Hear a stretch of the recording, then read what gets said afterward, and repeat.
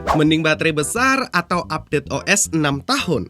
Halo teman-teman, selamat datang di Duoki. Di hari ini kita bakal ngadu dua HP yang memiliki keunggulannya masing-masing yang sangat luar biasa. Di satu sisi ada si baterai monster Infinix Note Edge 5G yang rilis Januari 2026 dengan harga saat ini di sekitar 3,25 jutaan. Di sisi lain ada si kecil jangka panjang Samsung A17 4G yang rilis September 2025 dengan harga 3 jutaan juga. Tapi tunggu dulu, jangan buru-buru ngelihat baterai 6500 mAh langsung mau beli. Ada rahasia besar kenapa update 6 tahun Samsung itu bisa menjadi pertimbangan untuk memilih Samsung. Karena mungkin layar Samsung justru dinilai berguna untuk jangka panjang. Ini adalah pertarungan teknologi antara baterai besar melawan update OS.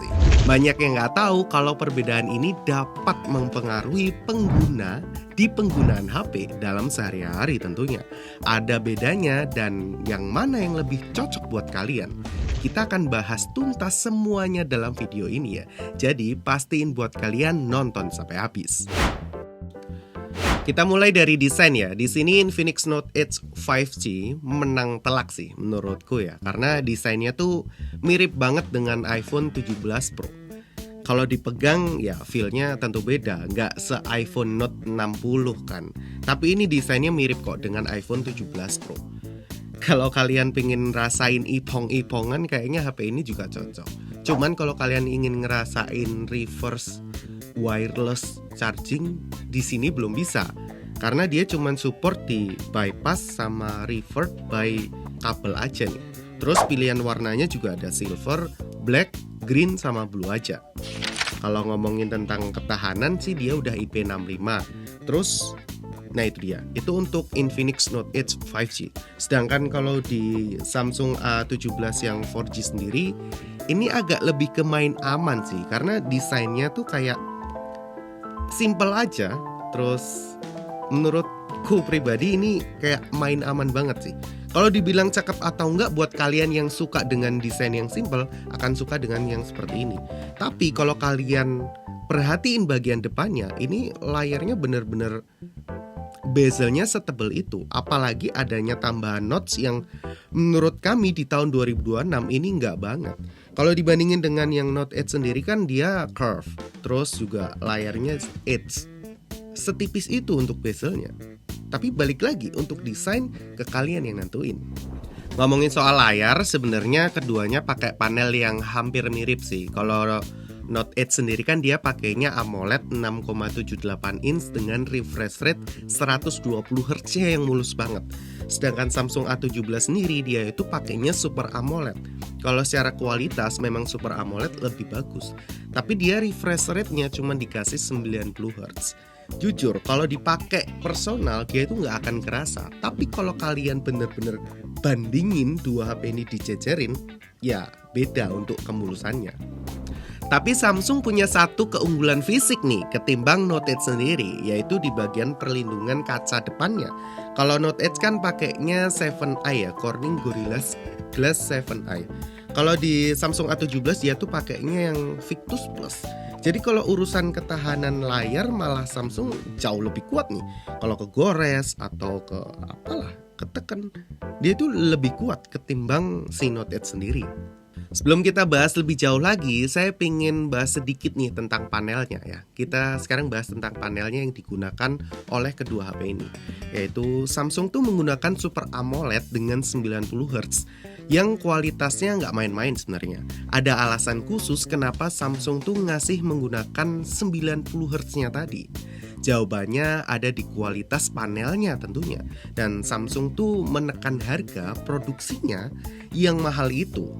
Samsung pakai Super AMOLED yang memiliki keunggulan dari AMOLED biasa yang dipakai di HP-HP lainnya. Keunggulannya sangat jelas, yaitu kecerahan yang sangat tinggi jika dipakai di luar ruangan. Lalu keunggulan-keunggulan lainnya juga lebih tipis juga nih untuk pikselnya, lebih responsif dan lebih hemat daya. Tapi kelemahannya di jenis panel ini tuh resikonya yaitu burn in yang cukup tinggi juga, dan warna yang dihasilkan cenderung terlalu jenuh. Jadi kadang kurang akurat kalau dipakai buat kebutuhan desain grafis yang warnanya sangat vivid, yang bagi sebagian orang mungkin terlihat malah kurang natural. Sedangkan Infinix Note Edge 5G sendiri menggunakannya tuh AMOLED biasa. Walaupun Infinix menggunakan AMOLED biasa, tapi dia memiliki layar yang smooth dan layar yang menurutku malah lebih baik sih ketimbang Samsung. Keunggulan visualnya itu superior karena mampu menghasilkan warna hitam yang sempurna dan kontras yang cukup tinggi nih setiap pikselnya. Perpaduan ini menciptakan pergerakan animasi yang sangat mulus dan responsif saat melakukan scrolling atau sekedar main game biasa, sehingga mengurangi efek bayangan pada gambar. Dan Infinix juga menang di smoothness-nya kan, karena dia 120 Hz. Samsung menang di kualitas visual atau outdoor-nya karena pakainya Super AMOLED tadi. Sebelum kita lanjut ke pembahasan berikutnya, buat kalian yang belum aktifin tombol loncengnya, bisa diaktifin dulu biar nggak ketinggalan video terbaru dari Duogi ID. Dan buat kalian yang pingin request video apa lagi atau bahasa HP apa lagi, bisa komen aja di bawah, nanti kita akan usahain buat kalian. Nah, sekarang kita masuk ke bagian yang nggak kalah penting, yaitu tentang chipsetnya teman-teman. Dimensity 7100 ini adalah chipset yang dipakai di Infinix Note Edge 5G. Ya, 5G karena dia pakainya Dimensity 7100. Jadi udah bisa pakai sinyal 5G. Terus untuk performanya gimana, Bang? Kalau menurut pengalaman dan pemakaian kami, dia itu smooth banget. Kalian bisa libas Mobile Legends, CODM, Genshin Impact di HP ini dengan mudah dan gampang banget. Permasalahannya adalah di bagian suhu teman-teman. Karena di Note Edge ini tuh berbeda dengan iPhone Note 60 kan. Dia tuh nggak pakai vapor chamber atau nggak pakai pendingin lagi. Ya langsung kerasa aja panas di tangan. Bahkan di beberapa kali pengujian kami tuh sempat ngerasain di dekat kamera ini di angka 41 derajat Celcius. Kalau ngomongin tentang Samsung A17, dia kan pakai chipsetnya Helio G99 nih. Fabrikasinya juga 6 nanometer sih. Tapi kalian tahu kan G99 itu keluaran tahun berapa dan dipakai, ya emang ini rilisan 2025 sih. Sekarang kan 2026 dan belum ada Samsung A18. Jadi ya cukup dimaklumi. Tapi kalau ditanya performanya gimana, jujur untuk G99 di tahun 2026 ini masih sangat mumpuni teman-teman. Kalau kalian nggak geber untuk yang advance banget, kalau penggunaan sehari-hari HP ini masih layak dan masih bisa banget kalian pakai untuk harian. Untuk main game juga masih lancar, masih smooth juga, masih enak. Dan nggak sepanas Note Edge tadi. Kalau ini kan emang panas banget. Dia itu ngerasa anget, satu-satunya ngerasa anget ketika sinyal kalian kurang kuat. Jadi kalau dia cari-cari sinyal, dia akan lebih anget lagi. Ngomongin soal software, ini senjata rahasia Samsung sih. Dia menjanjikan 6 kali mayor update Android. Ini gila sih, bisa dipakai sampai 6 tahun ke depan loh. Jika beli HP ini sekarang, kalian tuh akan beli HP lagi di tahun 2031. Infinix cuma ngasih 3 tahun mayor update Android nih. Tapi fitur AI-nya malah lebih lengkap. Volex Voice Assistant, buatan kecerdasan untuk Infinix lah ya, AI Noise Cancellation, AI yang meredam suara bising di latar belakang, terus ada AI Battery Self Healing. Fitur ini tuh menjaga kesehatan baterai agar tetap prima di atas 80%. Samsung AI-nya standar aja, ada Google aja nih, cuman Gemini doang. Rasanya kurang seru karena nggak ada mainan tambahan. Sektor kamera, Infinix Note Edge 5G jauh dengan Samsung A17. Kamera utamanya 50MP, kamera depannya 13MP. Untuk selfie terbilang biasa aja sih. Hasil fotonya terbilang standar lah, minimal untuk kelas 3 jutaan. Kualitasnya sama, nggak beda jauh sih sebenarnya. Samsung A17 4G. Untuk videonya bisa rekam sampai 2K 30fps. Sedangkan Samsung A17 kamera utamanya 50MP. Terus Samsung juga punya keunggulan yaitu memiliki kamera ultra wide yang 5 megapiksel doang sih sebenarnya. Keunggulan ini tuh yang dipunya Samsung tapi nggak dipunya Infinix. Lebih lengkap kan di Samsung. Terus Samsung juga punya OIS. Ini tuh fungsinya untuk ngejaga lensa sama sensor tetap stabil meski tangan tuh sedikit bergoyang saat motret atau ngerekam video. Kamera depannya juga 13 MP dan hasil selfie-nya ya sedikit pucat sih ketimbang di Infinix. Perekaman video Samsung juga mentok di FHD 1080p 30 fps.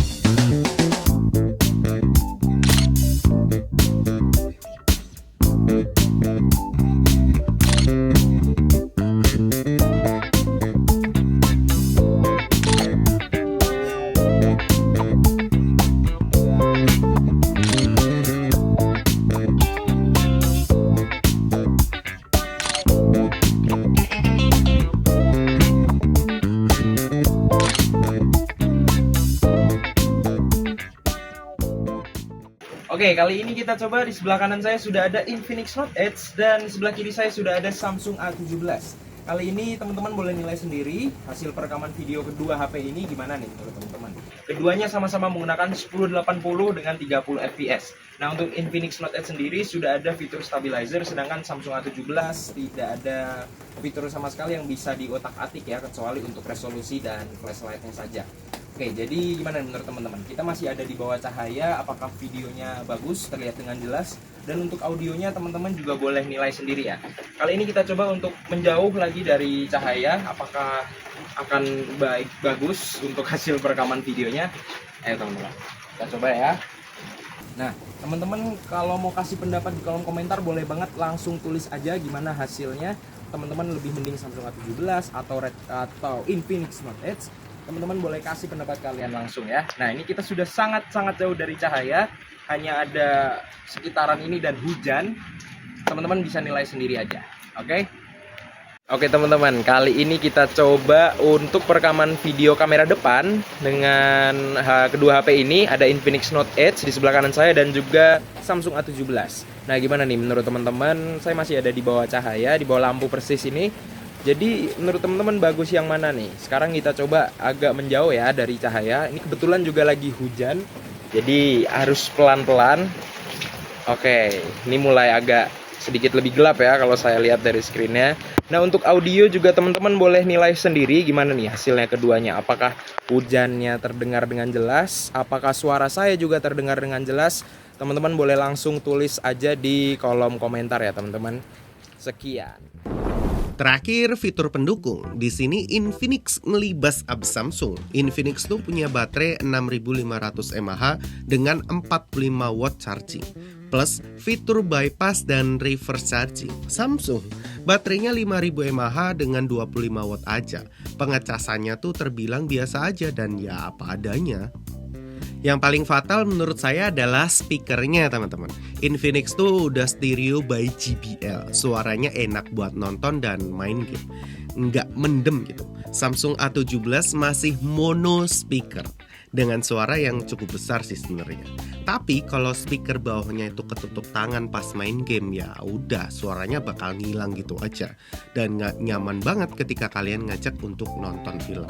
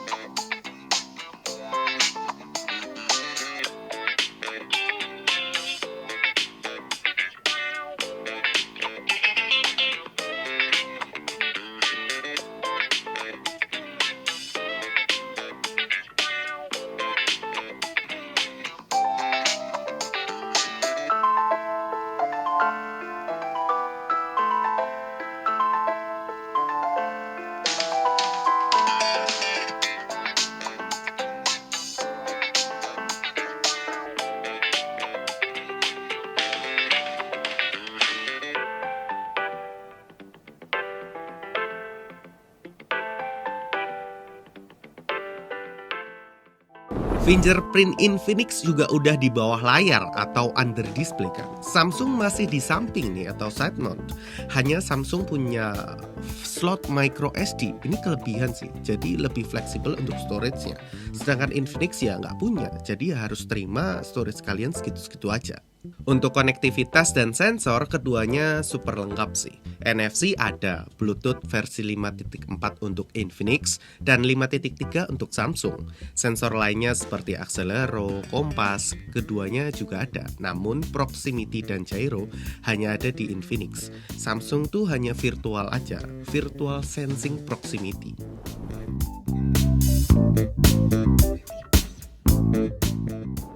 Kesimpulannya, pilih Samsung A17 4G hanya jika kalian tuh tipe orang yang nggak mau gonta-ganti HP, lalu cari awet softwarenya sampai 6 tahun, dan butuh kualitas layar Super AMOLED yang enak buat outdoor, serta kaca Victus Plus yang kuat.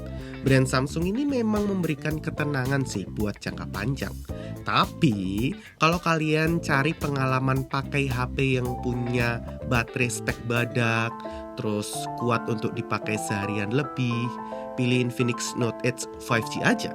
Karena dengan baterai 6500 mAh-nya, bypass chargingnya, dan charging 45 watt yang cukup ngebut. Layarnya juga udah 120 Hz kan, terus dapat speaker stereo juga.